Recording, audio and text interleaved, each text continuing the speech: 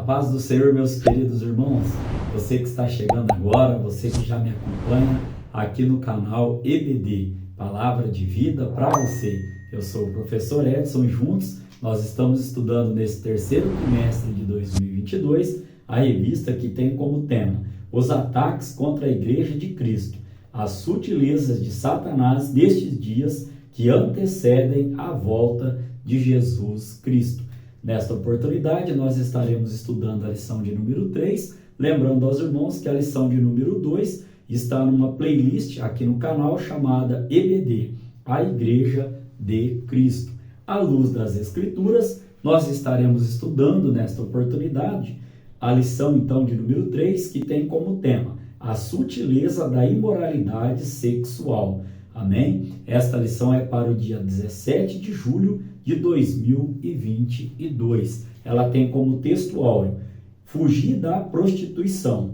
Todo pecado que o homem comete é fora do corpo, mas o que se prostitui peca contra o seu próprio corpo. O apóstolo Paulo vai registrar esse texto lá em 1 Coríntios, capítulo 6, no verso de número 18. A nossa verdade prática vem dizendo: as Escrituras condenam toda forma de prática sexual fora da esfera do casamento constituído por Deus. Lembrando, aos irmãos, enfatizando, melhor dizendo, que nós estamos aqui à luz das Escrituras, que é o nosso manual de fé e de conduta. Nós temos como leitura bíblica em classe dois textos, um lá em 1 Coríntios, capítulo 6, do verso 15 ao 20, e o outro em Romanos, capítulo 1, do verso 26 ao verso de número 28.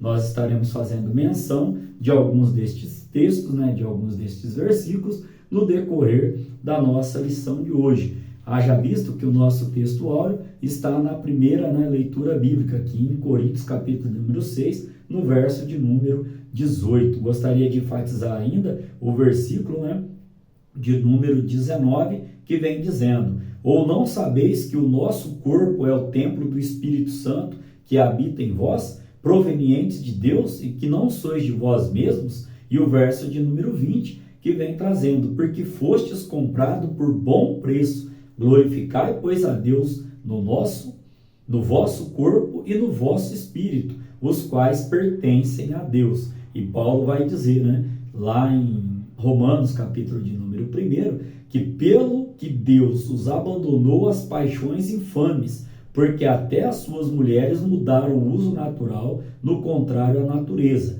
e semelhantemente também os varões, deixando o uso natural da mulher, se inflamaram em sua sensualidade uns para com os outros, varão com varão, cometendo torpeza e recebendo em si mesmo a recompensa que convinha ao seu erro. Então aqui, irmãos, nesta lição de hoje, nós teremos como palavra-chave imoralidade. Imoralidade, segundo o dicionário da nossa língua portuguesa, significa ausência de moral, sem respeito às regras morais. Amém? Caminhando para a nossa parte de introdução, nós vamos abordar nesta lição de hoje assuntos relacionados à sexualidade. Um primeiro assunto que nós vamos tratar aqui é o sexo antes do casamento por pessoas solteiras, E o segundo que nós vamos tratar aqui, o segundo assunto é o adultério, que já foi tratado como crime e hoje já não é mais crime, porém continua sendo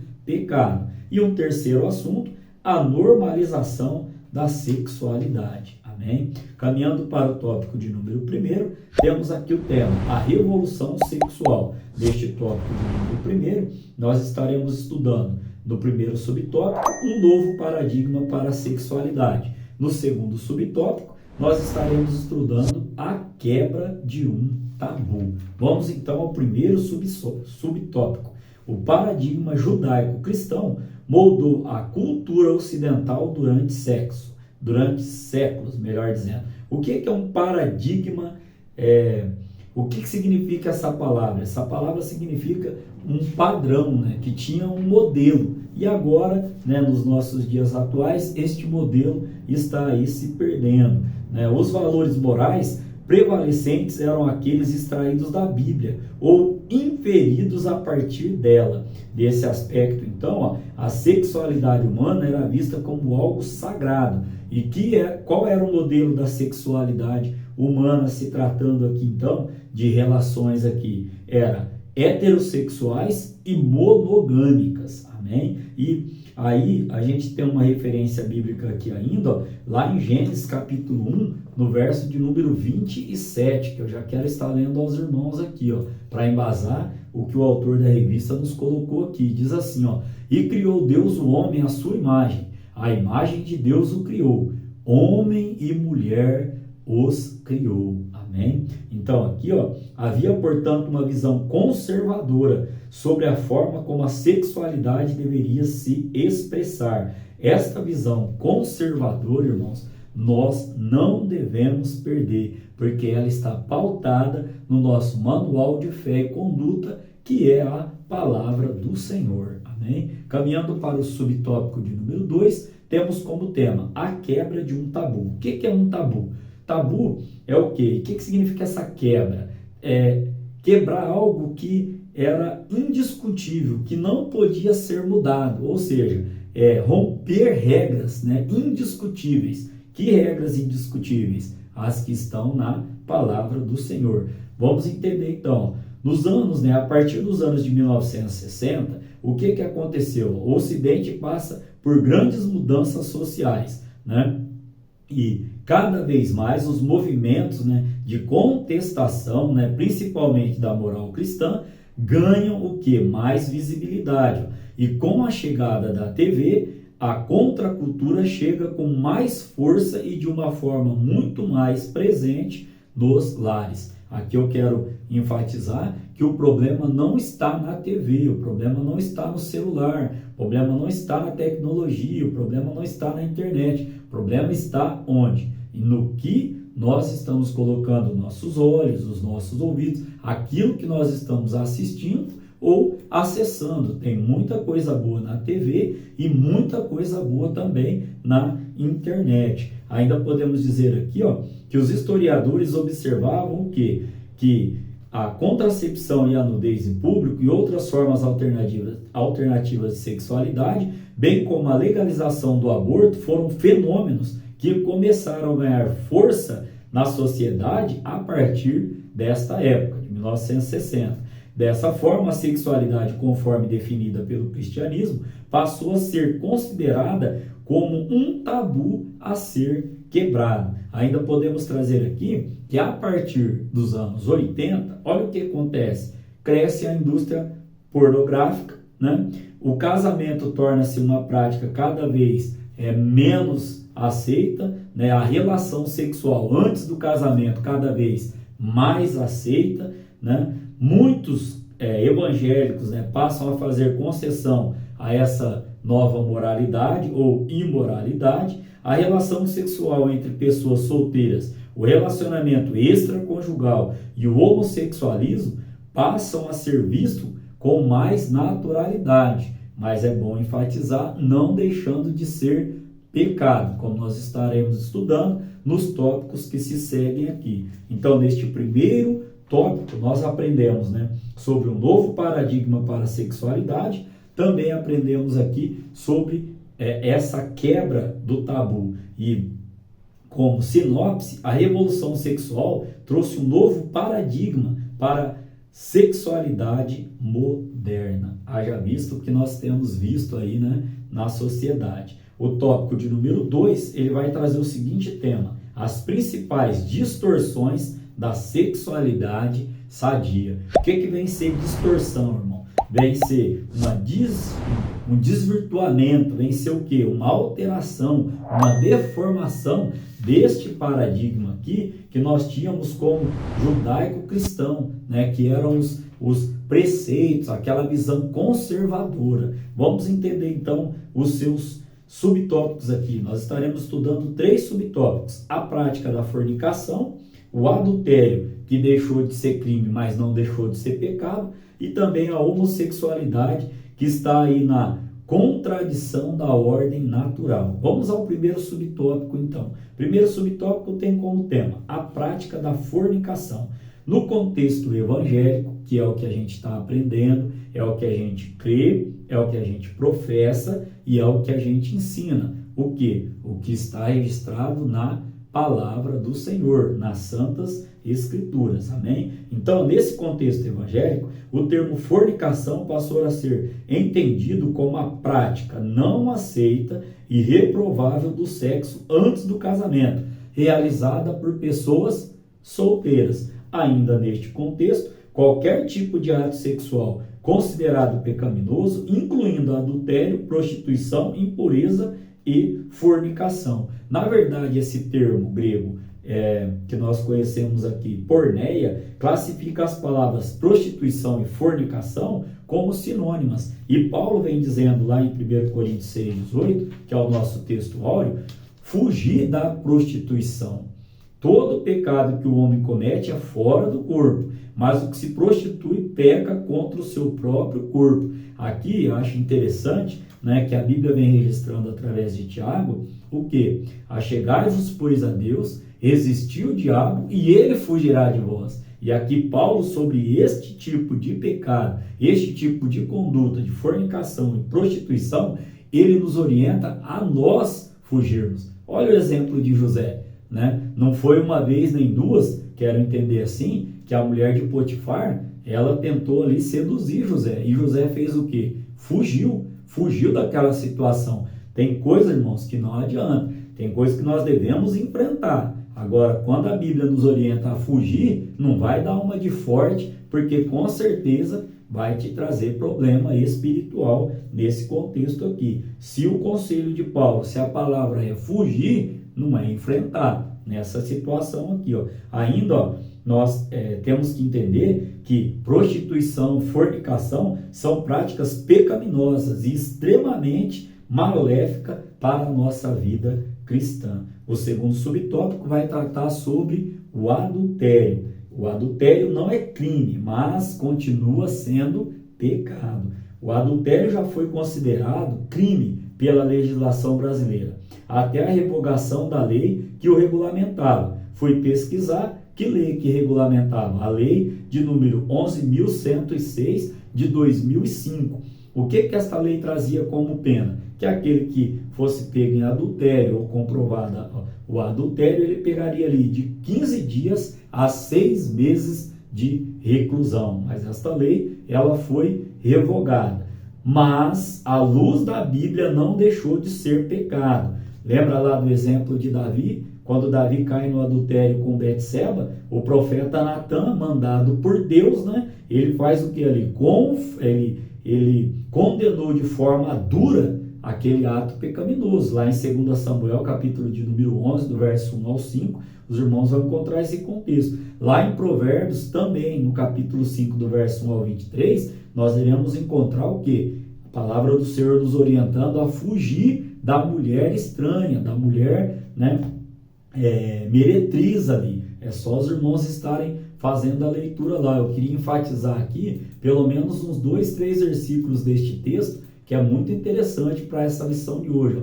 Verso 3, começando ali, ó, diz assim: porque os lábios da mulher estranha desfilam favos de mel, e o seu paladar é mais suave do que o azeite, mas o seu fim é amargoso, como o absinto agudo e como a espada de 2 gumes. Olha aí, irmãos. E ainda Jesus Cristo, né, no Evangelho, segundo escreveu Mateus no capítulo 5, verso 31 e 32, gostaria também de fazer o registro, né, dessa leitura, verso 31 e 32, olha o que o próprio Jesus Cristo nos orienta na sua palavra. Também foi dito: qualquer que deixar a sua mulher, dele carta de desquite. Eu, porém, vos digo que qualquer que repudiar sua mulher, a não ser por causa de prostituição, faz que ela cometa adultério, e qualquer que casar com a repudiada também comete adultério. Então, o próprio Jesus Cristo também nos orienta a fugirmos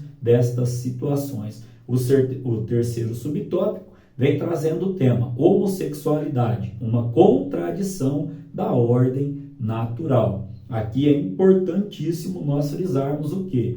Primeiro ponto, que como cristão nós temos a Bíblia como nosso manual de fé e conduta e de regra única. Ou seja, segundo ponto, nós compreendemos que a homossexualidade é como um comportamento adquirido e não como um determinismo biológico.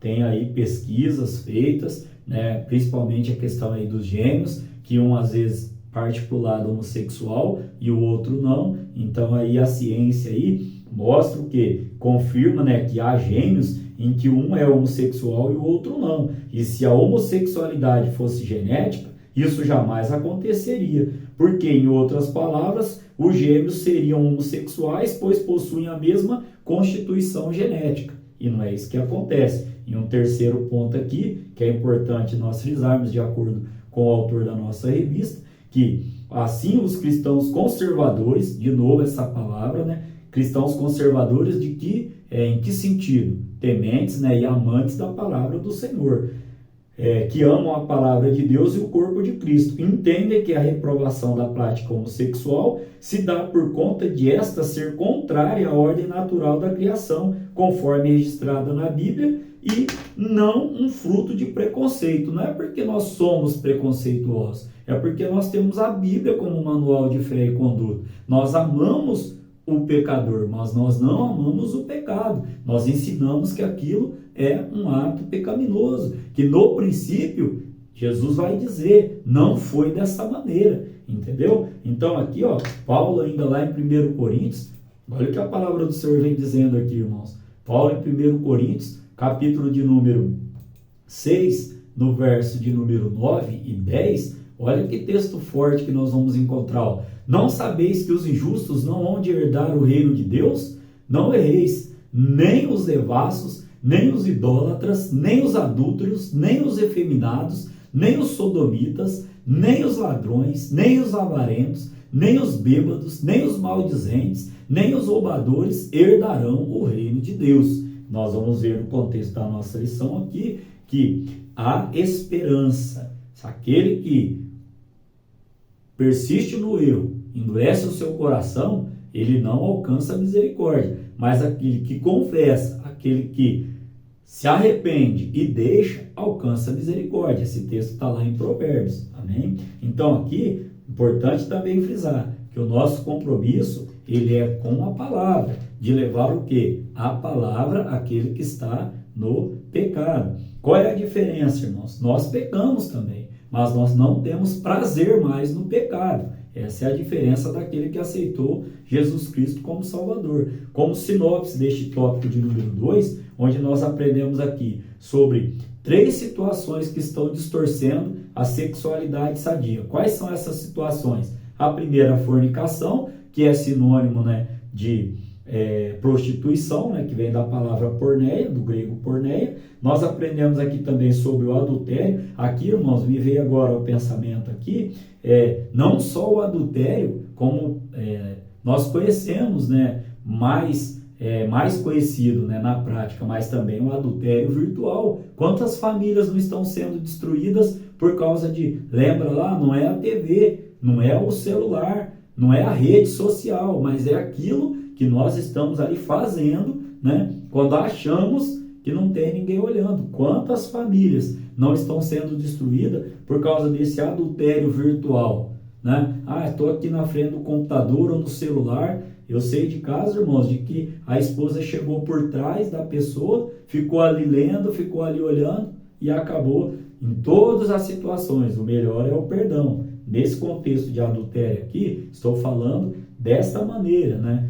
Desse tipo de adultério virtual que muitos estão aí aderindo também. Nós aprendemos ainda aqui também, irmãos, que deixou de ser crime, mas continua sendo pecado, seja ele o adultério ali no físico quanto no virtual. À luz das Escrituras, continua sendo pecado. Aprendemos também nesse segundo subtópico o quê? Sobre a homossexualidade. O que nós cremos, professamos e ensinamos? Que o homossexualismo ele é como um comportamento adquirido e não como um determinismo biológico. E nós, né, como somos conservadores, amantes da palavra do Senhor, nós aqui, de maneira nenhuma, temos preconceito. Não, muito pelo contrário. Nosso manual de fé, o nosso compromisso é com a palavra do Senhor. E eu li aqui o texto que Paulo nos deixou, né? Como sinopse, então, o relacionamento pré-conjugal, ou seja, sexo antes do casamento, pessoas solteiras. O extraconjugal, aquele que já é casado, aquela que já é casado, tem uma relação fora do casamento. E o homossexualismo é uma prática que distorce o propósito de Deus para a raça humana. Amém? Caminhando para o tópico de número 3, temos como tema aqui, o padrão bíblico para uma sexualidade sadia. Este tópico de número 3, ele também tem o seu subtópico. Subtópico de número 1, vamos tratar sobre que o sexo atende uma necessidade da criação. No subtópico de número 2, que o sexo, como complementação e satisfação. E no subtópico de número 3, estaremos estudando sobre o pastoreio cristão e a prática homossexual. Então vamos lá ao tópico de número 1. Diz assim: uma das principais razões da prática sexual está associada à procriação. Nesse sentido, Deus disse para o primeiro casal que se multiplicasse e enchesse a terra, lá em Gênesis capítulo 1, no verso de número 28. Ainda, irmãos, podemos dizer aqui que sem a procriação não haveria a perpetuação da espécie humana. Podem formar o tipo de família que quiserem, podem formar. Paulo vai dizer que nós devemos reter aquilo que é bom. Hoje estão criando várias situações de família, porém, irmãos, pensa um pouquinho se vai ter ou se teria procriação ou Eva e Eva. Como que seria essa procriação? Não teria como. Então aqui, uma das razões do sexo é atender o quê? A procriação.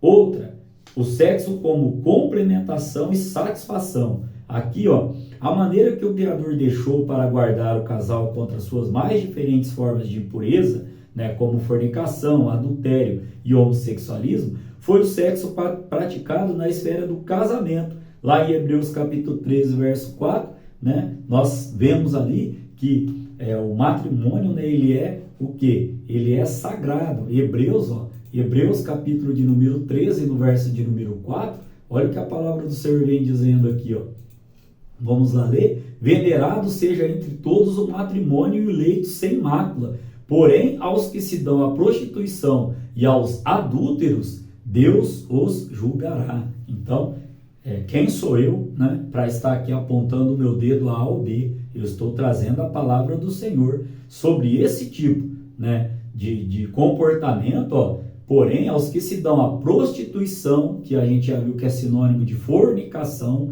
e aos adúlteros, Deus os julgará. Amém? Aqui a gente ainda precisa enfatizar o quê? Que sexo antes do casamento é pecado, mas a falta de sexo no casamento também é pecado. Olha lá 1 Coríntios capítulo de número 7. E o casal deve ter o sexo como o quê?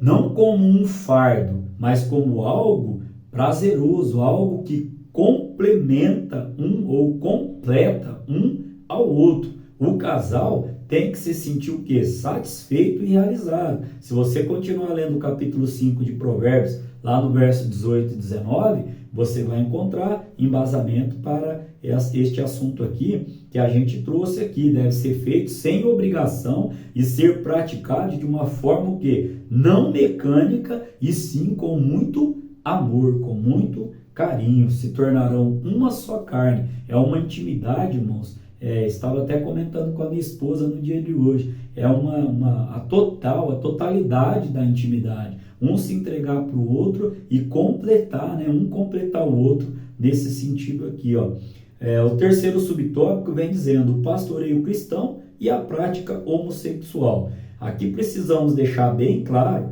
já falamos sobre que não é nada de preconceito, amamos o pecador, mas o orientamos sobre o pecado. Já disse aqui que nós também pecamos, mas Nós não temos prazer, não maquinamos o pecado, né? E nós estamos aqui para falar da palavra do Senhor, do poder de transformação que tem o Evangelho, como nós estaremos lendo aqui neste subtópico aqui, ó.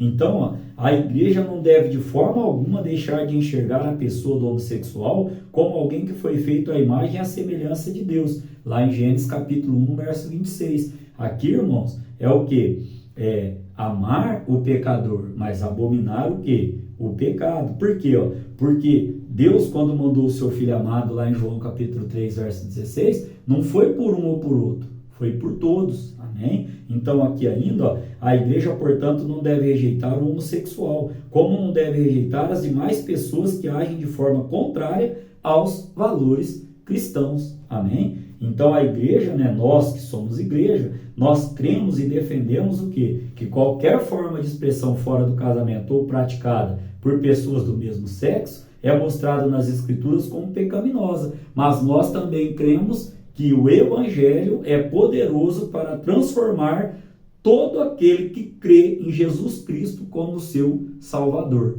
Como sinopse deste tópico de número 3, segundo o padrão bíblico, o sexo atende à necessidade da procriação e da satisfação do casal. Como conclusão para a nossa lição de hoje. Então, nessa lição aqui, irmãos, nós aprendemos o quê? Que 3 principais desvios estão acontecendo aí sobre o modelo da sexualidade bíblica. Primeiro, fornicação. Segundo, adultério. Terceiro, homossexualidade. E essas práticas pecaminosas têm ganhado cada vez mais espaço na sociedade nas últimas décadas, inclusive por muitos crentes que têm negligenciado o ensino bíblico e também têm se rendido a essas sutilezas pecaminosas. O que a palavra do Senhor continua nos orientando? Deus quer que vivamos o sexo no padrão por Ele estabelecido, o que de fato vai nos fazer realizados e plenificados, ou seja, plenos, completos. Amém? Que Deus em Cristo Jesus continue falando melhor ao seu coração. Querendo Deus, estaremos aqui para estudar a lição de número 4, que ainda continuará falando sobre a sutileza da normalização do divórcio. Amém? Que Deus em Cristo Jesus continue abençoando a sua vida, a sua família, continue abençoando o seu trabalho e o seu ministério, em nome de Jesus.